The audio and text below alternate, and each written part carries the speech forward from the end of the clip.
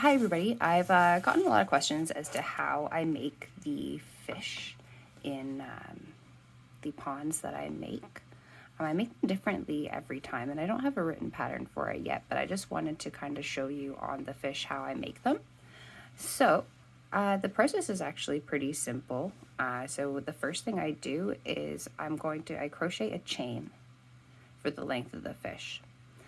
So the crochet the chain for the length of the fish here, and then using a series of single, half double, and double crochets, I make the body.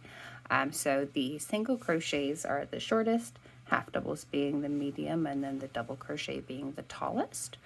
So I make my chain this way, and then I start crocheting into the chain, starting with a single crochet, and then a half double and a double to get the shape going up here, and then I might do a couple doubles, a couple half doubles, and then merge it into the singles to kind of bring the line down this way to decrease in size.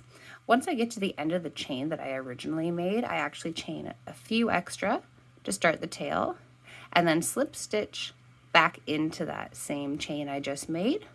And then I'll do the same thing. I'll chain the same number out this way, slip stitch it back in here, and then we're going to work on the other side of the chain that originally I made through for the length here, and try and mimic what I did on the other side. So it'd be singles, half doubles, doubles, half doubles, and then singles again to the start. I come back after the fact and I add on the fins, or sorry, the little fins here, just by slip stitching in, doing a couple chains and a couple slip stitches back in, and do it on either side. So to make different lengths and different sizes of fish, you're just going to change up how many stitches you're working with, your singles, your half doubles, and your doubles.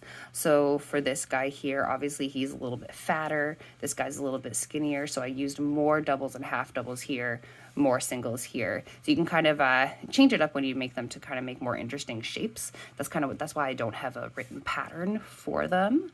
But yeah, that's how I make my fish.